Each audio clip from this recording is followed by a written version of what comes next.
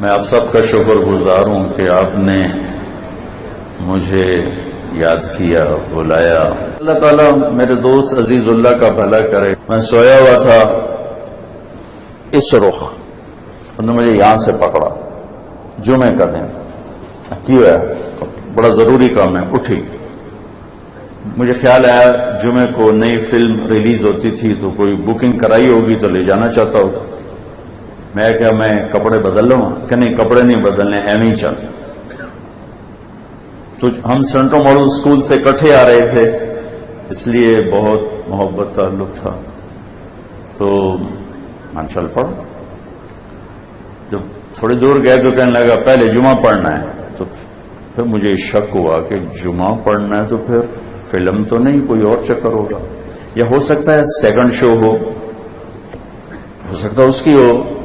جمعہ پڑھ کے آ گیا، نیلا گنبد وہ جو ساتھی تھا وہاں جمعہ پڑھا۔ جمعے کے بعد پھر آ گیا، میں کہا ہوں دس کہ اپن تبلیغی جماعت نال چلنا ہے۔ میں کہا تو جا، مینوں معافی دے، میں نہیں جانتا۔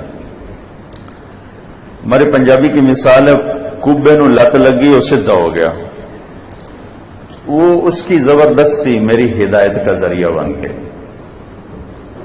اللہ نے مجھے اس راستے پہ چلا دیا۔ نہ فیملی بیک گراؤنڈ ایسا، نہ اپنا ذوق شوق ایسا۔ جب ہمارے ہاسٹل میں فنکشن ہوتے تھے نا میوزیکل، تو کئی لڑکوں کو گانے کا شوق ہوتا تھا تو وہ گاتے تھے، میں بھی گاتا تھا۔ تو صرف میں اکیلا تھا جس کی ڈیمانڈ 2 دفعہ ہوتی تھی کہ طارق جمیل اگین، تو پھر میں 2 دفعہ گاتا تھا اور باقی بس ایک دفعہ۔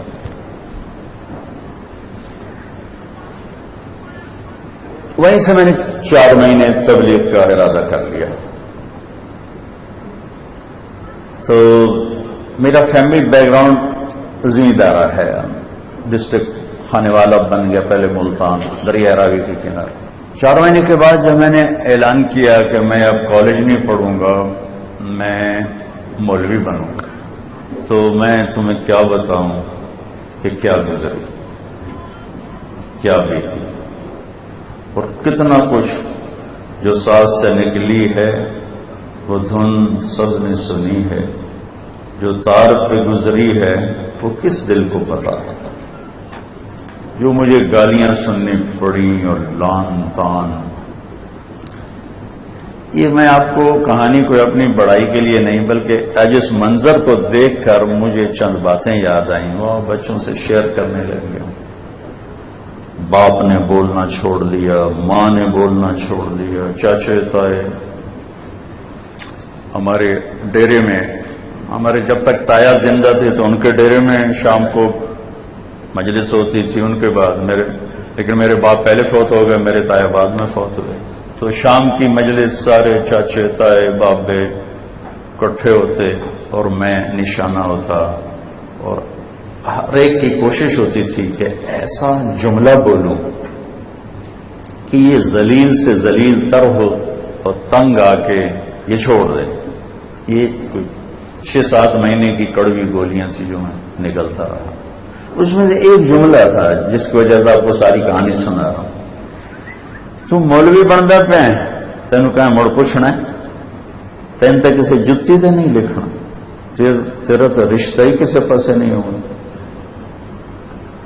تو پھر اچھا، ہمارے دیہات کا کلچر تھا، پنجاب کے لوکل دیہات، مہاجر نہیں لوکل، کہ شام مغرب کے بعد امام مسجد ویسے چنگیر اٹھاتا تھا، اتنی بڑی ہوتی تھی، اور پھر وہ پورے گاؤں کا چکر لگاتا، ہر گھر سے روٹی دال سبزی اچار وہ اکٹھا کرتے کرتے کرتے کرتے کرتے اپنے گھر آتا، پھر وہ اس کے بچوں کا کھانا ہوتا تھا، تنخواہ ہوتی نہیں تھی۔ تو پھر مجھے میرے چاچے بابے کہتے، ہمارے امام صاحب رحمت اللہ علیہ، ان کا نام تھا محمد بخش، تو وہ مجھے کہتے تو محمد بخش موٹھا بنو ہے، موٹھا ان کی قوم تھی، تو ہوں محمد بخش موٹھا بنو ہے کہ گلیاں پھر سے تو روٹی پہنتے کھاسیں، تینوں کہیں جتی تو ہی نہیں دیکھنا تو کر کی چھڑے۔ یہ جملے مجھے اس لیے یاد آئے کہ آپ نے مجھے بلایا. اگر میں ڈاکٹر ہوتا مجھے آپ بلاتے, شیخ صاحب کو پوچھو کدھر بیٹھے, کیوں میں نے سدے تو کون بولا؟ کوئی پروفیسر ہوتا, کوئی تاجر ہوتا, کوئی بڑا کاروباری ہوتا, مجھے یہ عزت ملی ہے تو اس اللہ کے دین کی نسبت سے ملی ہے کہ میں نے کہا جی اب جو ہو جائے. چونکہ 70s میں ڈاکٹر ایک اچھا امیج تھا, اور ڈاکٹر ہوتا تھا, تاجر نہیں ہوتا تھا.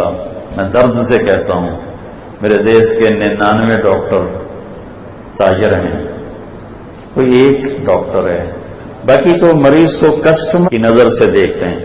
وکیل کے پاس مظلوم آتا ہے وہ کہتا ہے گاہک آ گیا. میرا دیش زوال کی پستی میں ہے, کس کس کا دکھڑا روم, تنہم داغ داغ شد پمبا کجا کجا نہم, کہاں کہاں پھمبے رکھوں, کہاں کہاں مرہم لگاؤں. تو میں شیخ صاحب کا آپ سب بچوں کا شکر گزار ہوں. میں نے اس کو برداشت کیا. مجھے بھی پتا تھا کہ میں مولوی بن رہا ہوں تو مجھے کوئی سلام بھی نہیں کرے گا, کیونکہ اتنا اس وقت اس کا تاثر عجیب تھا. پھر 23 نومبر 1972 ہفتے کا دن تھا. صبح کے 8 بجے ہوں گے یا 9. تو میں ناشتہ کر رہا تھا برآمدے میں. میرے والد رحمت اللہ علیہ وہ گھر میں داخل ہوئے. انہیں سفید چادر, یہ شلوار تو دیہاتوں میں اب آگے, ورنہ ہمارے سارے بڑے ہاتھ ہے کہ ہماری دادیاں نانیاں سب چادر باندھتی تھیں, شلوار کو نہیں پہنتا تھا, چادر اور اوپر لمبا کرتا. تو میرے والد انٹر ہوئے تو انہوں نے سفید چادر اور سفید لمبا کرتا پہنا ہوا تھا, اور پگڑی کھول کے نا یہاں کندھے پہ رکھی ہوئی تھی لیفٹ. مجھے دیکھنے کا پارا چڑھا ایک دم, کہنے کہ یہ تو مولوی بننا ہے, تو میرے گاڑی چوں نکل گیا. میں ایسے بغیر زاد راہ کے اندیکھی راہوں پر چل پڑا. گھر کے سارے آرام راحتیں سب کچھ چھوڑ دی. مجھے نہیں خبر تھی کہ میرا اللہ میرے بارے میں کیا فیصلے کر چکا.